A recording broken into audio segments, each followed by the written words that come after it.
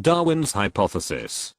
Between 1842 and 1844, Charles Darwin defined natural selection as the principle by which each slight variation of a trait, if useful, is preserved. The concept was simple but powerful. Individuals best adapted to their environments are more likely to survive and reproduce.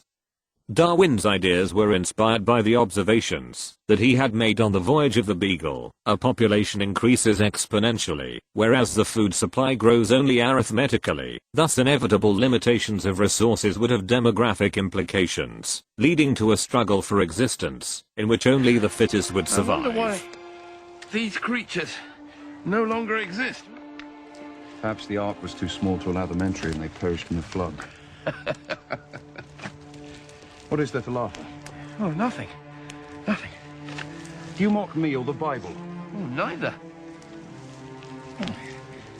What sort of clergyman will you be, Mr. Darwin? Dreadful. Dreadful.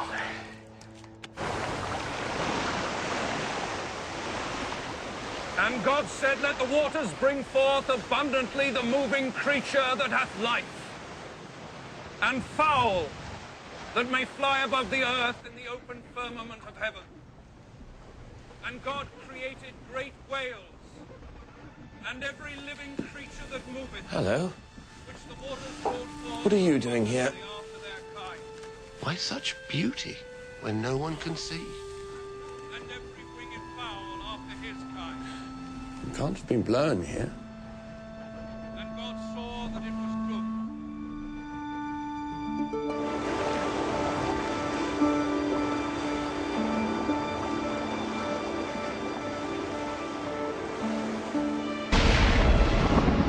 The human body generates more bioelectricity than a 120-volt battery and over 25,000 BTUs of body heat. Combined with a form of fusion, the machines had found all the energy they would ever need. There are fields here, endless fields, where human beings are no longer born. We are grown.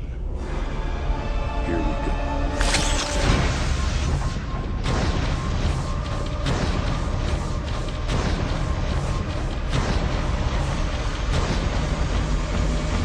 Welcome to the real world. The prologue to The Matrix is that a massive war has taken place between man and the machines. To cut off the machine's source of energy, humans intentionally darkened the sky. In need of a new energy source, the machines study the protein-based structure of their human captives, put them into thermodynamic power stations, using their body's waste energy to catalyze a powerful fusion reaction, and create the computer-generated virtual reality of the Matrix to keep their prisoners sedated, by feeding the virtual world into the prisoners' brains. But unlike evolution, this could never happen, because humans do not create energy. We get our energy from the food we eat, and our food comes from plants, which get their energy from the giant reactor in the sky. In the Matrix they get around this by recycling the humans, liquefying and feeding them to the new crops, to keep the cycle going. But energy would be irretrievably lost with every cycle. If the robots fed the new humans solely on the old humans, each generation would be much smaller than the previous one, until they ran out of humans entirely. The laws of thermodynamics would preclude the use of humans as an energy source in a dark world. The chemical energy required to keep a human being alive is vastly greater than the bioelectric or thermal energy that could be harvested. Human beings, like all living beings, are not energy sources, but rather energy consumers. It is this need for energy that drives evolution. The second law is not a hindrance for evolution, but one of its driving forces. It is a struggle to be the fittest, so you get the food, and don't become the food.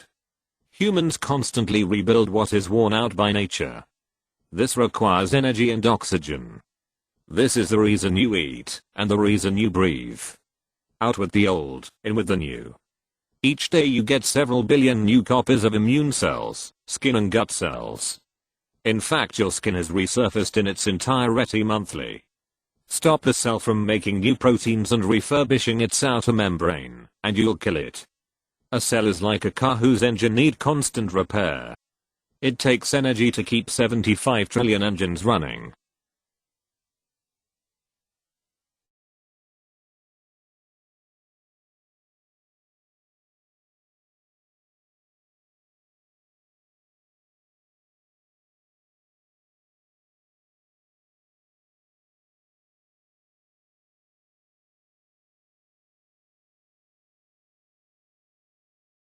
From order to disorder, or from high energy to low energy is spontaneous, but from disorder to order, cannot happen without energy.